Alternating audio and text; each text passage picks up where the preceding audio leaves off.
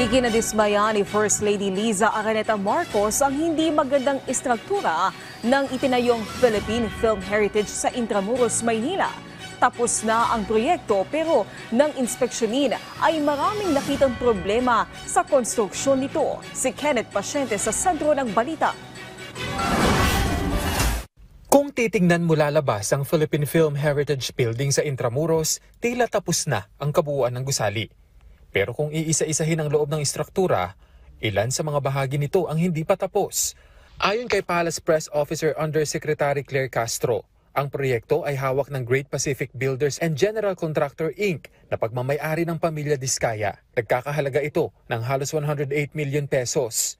Itong building na to, instead na ngayon dapat ito-turn over dahil ngayon yung supposed to be tapos na, September 4, 2025, makikita natin kung paano ba ito nagawa at bakit nakakadismaya. Ang Cinematheque kung saan sana magpapalabas ng mga pelikula, kinukumpuni pa.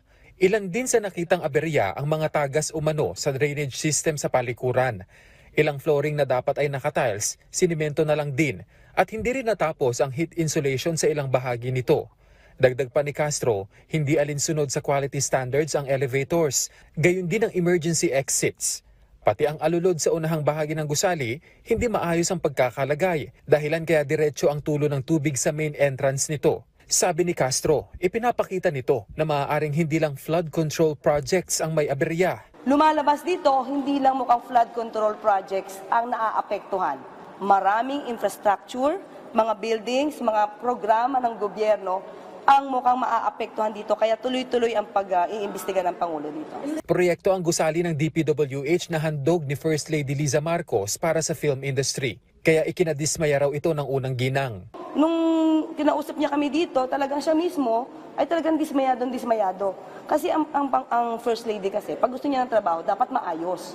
Dahil hindi naman ito tinitipid, tama naman yun sa bidding. So, dapat ayusin ang trabaho. Kapag nakipagkontrata ka, huwag ka nang kukuha ng maraming kontrata kung di mo naman kayang tapusin. Hindi pa raw nakikipag-ugnayan sa kanila sa ngayon ang kontraktor. Paiimbestigahan naman daw kung may naganap na sabwatan sa DPWH at sa kontraktor nito. Sinusubukan pang kunan ng panig ng PTV ang kampo ng Diskaya ukol dito. Kasi kung mapapakita talaga natin, ito makikita naman natin kung bakit nagkaganito, kung wala silang valid reason, kung bakit hindi nila ito na-turn over ng tama at naaayos sa kontrata, pwede sila makasuhan unang-una, civil liability, meron to. Diba? Kung meron makikitang panloloko, hindi maikakaila na pwede sila makasuhan ng estafa.